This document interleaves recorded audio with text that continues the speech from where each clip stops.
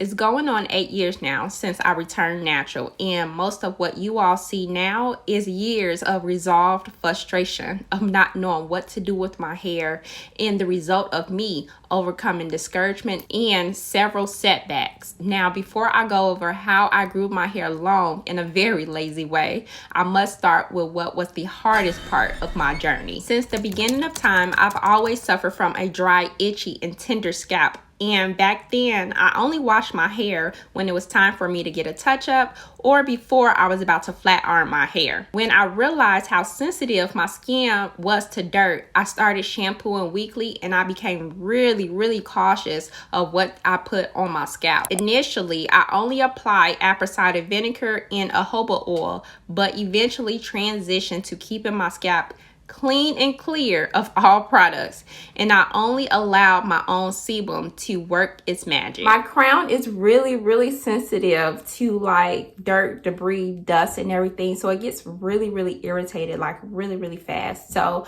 what I do is put my hair in a high ponytail as if, you know, I was like doing the pineapple style.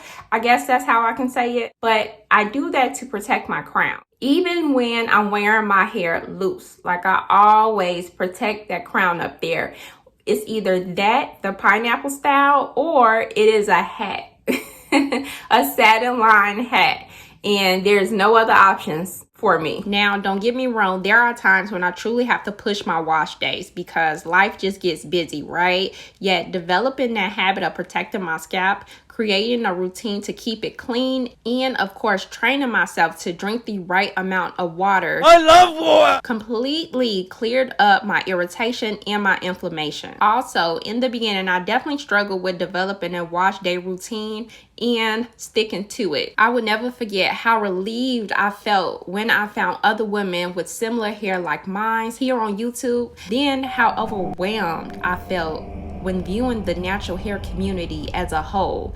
It seemed like everyone was saying the same thing, then suddenly I was confused by conflicting messages that truly made no sense. What? You can keep this journey simple and still get healthy hair. And because you can keep it simple, that is the reason why I do not do videos strictly for high porosity naturals or low porosity naturals, because once you learn how pH levels affect your scalp and your strands, you can save yourself a whole lot of time and a whole lot of energy too. So we already discussed how to make that cortex layer of our hair strands strong. Now it's time to address that cuticle layer. Understanding pH levels and how it goes hand in hand with our hair's ability to hold moisture can make a huge difference in your journey. I'm going to do a separate video on how pH levels affect our scalp. Yet today we're just going to focus on keeping it simple, lazy, and focus on the hair strand. So when it comes to our hair strand, the shafting of our hair is open and closed from pH levels and temperatures. And to keep it simple for the purposes of this video, in regards to temperatures, we're going to focus on using steam to open up that cuticle layer. And in regards to pH levels, we're going to focus on using properly pH balanced products to close the hair's cuticle. Now, not all types of heat are acceptable when it comes to lifting the hair's cuticle. You want to use indirect forms of heat, like from hair steamers or hot towels, to naturally raise your cuticles. And also note, our cuticles are naturally lifted due to our kinky texture.